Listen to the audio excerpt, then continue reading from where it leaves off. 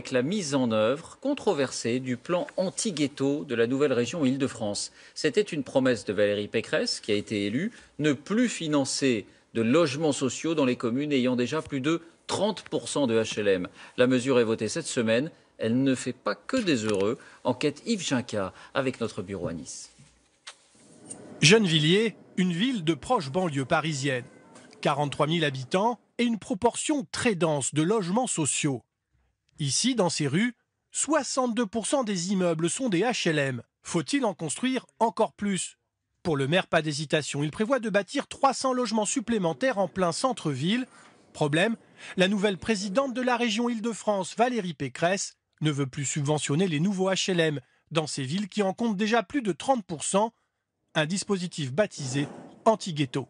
Le projet, c'est à la fois une menace, mais aussi une insulte aux habitants des HLM, puisqu'on parle de ghetto. Moi, j'ai vécu longtemps dans un HLM. Traiter 70% de la population qui est éligible au logement social, le cas social, je trouve que c'est pas respectueux des gens. Mais pour la présidence de l'Île-de-France, c'est une question de mixité.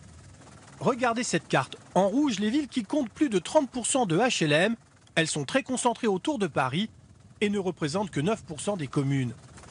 Le projet de la région est de cesser d'y financer toute nouvelle construction de logements dits très sociaux, réservés aux personnes en difficulté. Ce que les plus fragiles et les plus modestes ne supportent plus, c'est qu'on vienne d'empiler de la pauvreté sur la pauvreté.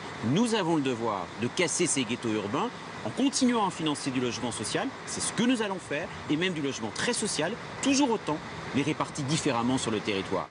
Construire ces HLM très sociaux dans d'autres communes, encore faut-il trouver des maires qui souhaitent se lancer dans de tels chantiers. C'est le cas à Taverny, dans le Val d'Oise. 26 000 habitants, la ville compte 22% de logements sociaux. Des résidences HLM classiques, accessibles aux classes populaires, la maire a décidé d'élargir le parc aux plus modestes. On ne peut pas se contenter d'avoir 94% de nos HLM qui soient des HLM classiques. Il nous faut aussi qu'on représente la gamme des gens qui ont des revenus très modestes, comme aussi il faut qu'on aide ceux qui ont des revenus moins modestes, mais qui sont aussi potentiellement des personnes qui ont besoin de logements sociaux.